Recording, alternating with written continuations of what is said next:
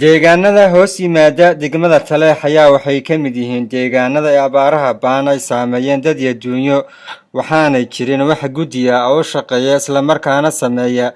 dadaalo lagu gurmanayo dadka aan cid u maqnaan ceelna u qodnan ee deegaanadaasi guddi ka kooban dhowr xubnood oo kala duwan oo dhawaantan iska casilay xubnimadii guddigaasi kadib markii ay soo wajahday caqabado kala duwan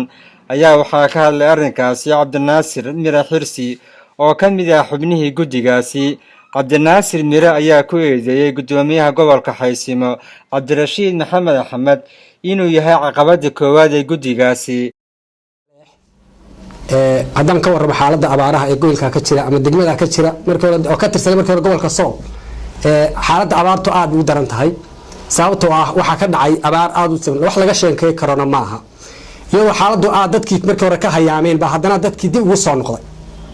dadkii markii hore hayaamay baa dib ugu soo noqday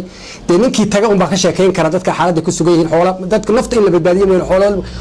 la sugayana ma jiraan hadda wuxuu baad wax la soo gaaran hawa yaraateena ma jirto guddiga abaaraha qaranka ee Soomaaliland waxoogaa raashin oo naga soo gaaray ilaa 5960 bilood ay shaqeynayeen waxana soo gaaray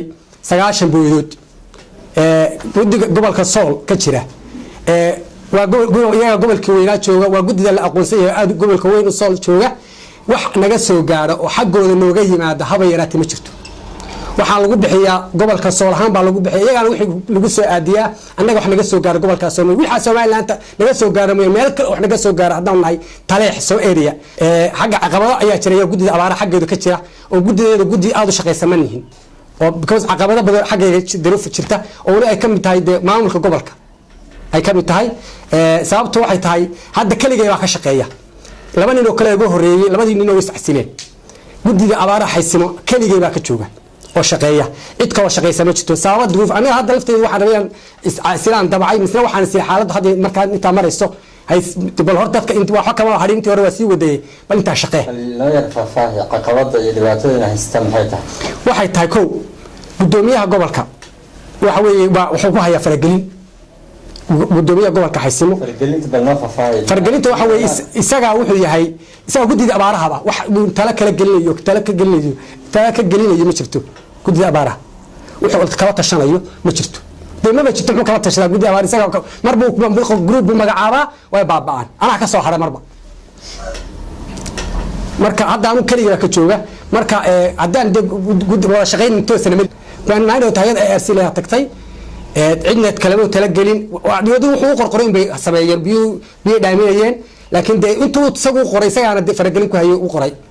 mi jiraan deegaanada laga tagay waa jiraan deegaanada badan aan biyaha loo geyn oo jiraan oo lagu talagalay la geeyo biyaha laakiin aan la geyn oo hay'addu ugu talagashay in la geeyo budgetka ugu jira ha isagu ka tagay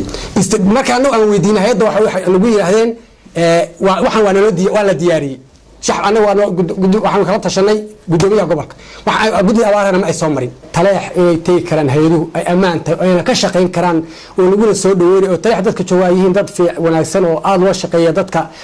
dhanka kale waxa uu ka hadlay xanuuno la sheegay inay ka dilaaceen deegaanadaasi oo uu ka mid yahay xanuunka shuban biyeedka kaasoo la sheegay maalmihii la soo dhaafay xanuunkaasi ay u dhinteen tiro 6 qof ah waa arinta waxa iga hargeysa laga soo sheegay dad deegaanka la jooga muxuu ahaa baan wareystay nooma sheegin wax u dhintay